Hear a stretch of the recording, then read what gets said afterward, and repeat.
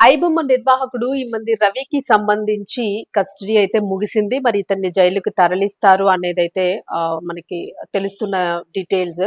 మరి ఈ కేసులోన మరిన్ని కీలకమైన విషయాలైతే బయటకొచ్చినాయి అన్నట్లుగా కూడా పోలీసులు వెల్లడించారు. మరి ఏంటేంటి విషయాలు బయటకొచ్చినాయి? ఐబొమ్మ రవితో పాటు ఇంకా ఎంతమంది దీన్ని వెనుకున్నారు? ఎవరెవరి ఐడీస్ ని అతను యూజ్ చేసుకుంటూ కూడా ఈ మొత్తం ఓవరాల్ బిజినెస్ అంతా కూడా తను చేశాడు అనేదంతా కూడా మనకి ఇప్పుడు క్లియర్ కట్ గా కొన్ని డీటెయిల్స్ అయితే బయటకు వచ్చినాయి. అసలు ఏం మాట్లాడాడు అనేది ఒక్కసారి చూసుకుందాం. అండ్ మోర్ ఓవర్ మీడియాకి కూడా అసలు తను జవాబు చెప్పని పరిస్థితి. తను ప్రశ్నించినప్పుడు తను మీకు చెప్పాల్సిన అవసరం లేదు, మీడియా ఏమైనా నాతో పాటు కోర్టుకు వస్తుందా, మీరేమైనా నాకు న్యాయం చేస్తారా, మీరు నా తరఫున వాదిస్తారా, ఇట్లా ఈ వెర్షన్ అతనిలోనే కనిపించింది ఐబొమ్మ రవి విషయంలోనే.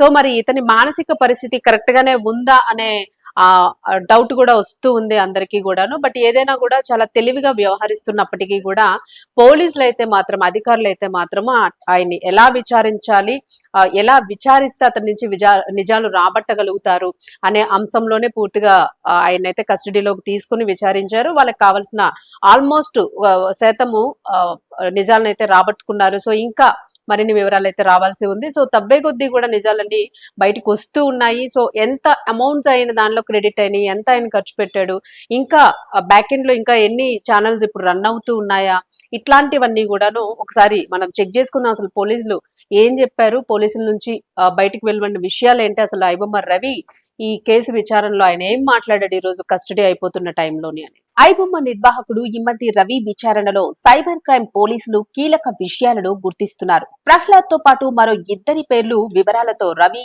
నకిలీ గుర్తింపు కార్డులు పొందిన విషయం వెలుగులోకి వచ్చింది. ఈ ముగ్గురు గతంలో ఇతడికి స్నేహితులే కావడం గమనార్హం. వెల్లెల ప్రహ్లాద్ కుమార్ తో పాటు అంజయ్య, కాళీప్రసాద్ పేర్లు వివరాలు వాడి తన ఫోటోతో వీటిని పొందాడు. వీటిని ఉపయోగించి తన ఫోటోతో కొన్ని గుర్తింపు కార్డులతో దరఖాస్తు చేసి తీసుకుని మరికొన్నింటిని తయారు చేసుకున్నాడు. దాదాపు 12 రోజుల పాటు విచారించిన సైబర్ క్రైమ్ పోలీసులు పలు కీలక వివరాలను సేకరించారు. ప్రహ్లాద్ అనే వ్యక్తి డాక్యుమెంట్స్ ను దొంగలించి వాడుకున్నట్లు కూడా పోలీసులు అనుమానిస్తున్నారు. తాజాగా కస్టడీ పూర్తవడంతో హైదరాబాద్ లోని ఉస్మానియా ఆసుపత్రికి తరలించి అనంతరం నాంపల్లి కోర్టులో హాజరుపరిచారు. తర్వాత మీడియాతో మాట్లాడిన రవి కొన్ని ఆసక్తికర వ్యాఖ్యలను చేశాడు. బెట్టింగ్ యాప్స్ తో నాకు సంబంధాలు ఉన్నాయని, వాటిని ప్రమోట్ చేస్తున్నానని అంటున్నారు. కానీ ఆ ఆరోపణల్లో నిజం లేదు. నా పేరు ఐబొమ్మ రవి కాదు, ఇమ్మంతి రవి. ఐబొమ్మ నాదే అనడానికి ఆధారాలు ఏవి? నేను బెట్టింగ్ యాప్స్ ప్రమోట్ చేశానని మీకు ఎవరు చెప్పారు? పోలీసులు చెబితే నేను నేరం చేసినట్లేనా? నేను ఎక్కడికి పారిపోలేదు. వేరే దేశంలో పౌరసత్వం మాత్రమే తీసుకున్నాను. నేను కూకట్పల్లిలోనే ఉంటున్నాను. ఏదైనా కోర్టులోనే తేల్చుకుంటాను. నాపై ఆరోపణలన్నీ నిరాధారమైనవి. సరైన టైంలో నిజాలు బయటపెడతా అని మీడియాతో ఛాలెంజ్ చేశాడు రవి. ఇదిలా ఉండగా మరోవైపు సైబర్ క్రైమ్ డీసీపీ అరవింద్ బాబు మాట్లాడుతూ ఐబొమ్మ రవి కస్టడీ విచారణలో ఫేక్ ఐడీల సమాచారాన్ని సేకరించామని, ఆ వివరాల్ని ఇలా తెలిపారు. ముగ్గురు స్నేహితుల ఐడీల ద్వారానే రవి ఫేక్ ఐడీలు సృష్టించాడని, ఇతడికి చెందిన 3 కోట్ల రూపాయలను ఫ్రీజ్ చేశామని అన్నారు. బెట్టింగ్ యాప్స్ తో రవికి ఉన్న సంబంధాలు, ఆర్థిక లావాదేవీల గురించి దర్యాప్తు కొనసాగుతోందని అన్నారు. ఇతర పైరసీ వెబ్సైట్స్ తో ఉన్న సంబంధాలను గురించి కూడా ఆరా తీస్తున్నట్లు చెప్పారు. కరేబియన్ దేశంలో ఉన్న రవి డేటాపై ఆరా తీస్తున్నామని, విచారణలో రవితో సంబంధాలు లేవని ప్రహ్లాద్ చెప్పాడని అన్నారు.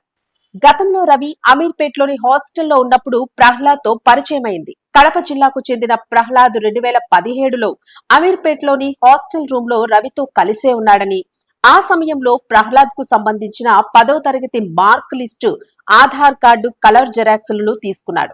ఆపై వాటిని వాడి ప్రహ్లాద్ పేరుతోనే డ్రైవింగ్ లైసెన్స్, పాన్ కార్డ్ తీసుకుని వీటి ఆధారంగా బ్యాంక్ అకౌంట్ ను తెరిచాడు. కరీంనగర్ కు చెందిన అంజయ్య పేరుతోనూ రవి నకిలీ గుర్తింపు కార్డులను తయారు చేశాడు. ఇతడితో పాటు తన 10వ తరగతి క్లాస్మేట్ అయిన కాళీప్రసాద్ పేరుతో కూడా ఐడీలను రూపొందించాడు. ఈ ముగ్గురి పేర్లు వివరాలు వాడి వెబ్సైట్ల నిర్వహణకు అవసరమైన డొమైన్లను ఖరీదు చేశాడు ఐబొమ్మ రవి. హాస్పిటల్.in, సప్లైస్.in తదితర వెబ్సైట్లను ఇలానే ఏర్పాటు చేశాడు.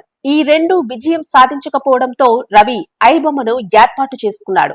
ఇతడి బ్యాంకు ఖాతాల ద్వారా జరిగిన లావాదేవీల్లో ఇప్పటికీ 13 కోట్ల రూపాయలు ఉన్నట్లుగా గుర్తించారు. వీటిలో 3 కోట్ల రూపాయలు పోలీసులు ఫ్రీజ్ చేశారు. మిగతా 10 కోట్ల రూపాయలను విదేశాల్లో ఐబొమ్మ రవి జల్సాలు, ఆస్తుల ఖరీదుకు ఖర్చు చేసినట్లుగా తెలిపారు పోలీసులు. ఇక పోలీసు కస్టడీ ముగియడంతో రవిని కోర్టులో హాజరుపరిచి జైలుకు తరలించనున్నారు పోలీసులు. త్వరలోనే మిగతా 2 స్నేహితులను విచారిస్తామని క్లారిటీ ఇచ్చారు. ఇకపై పైరసీ చేసే వారిపై కఠిన చర్యలు ఉంటాయని హెచ్చరించారు.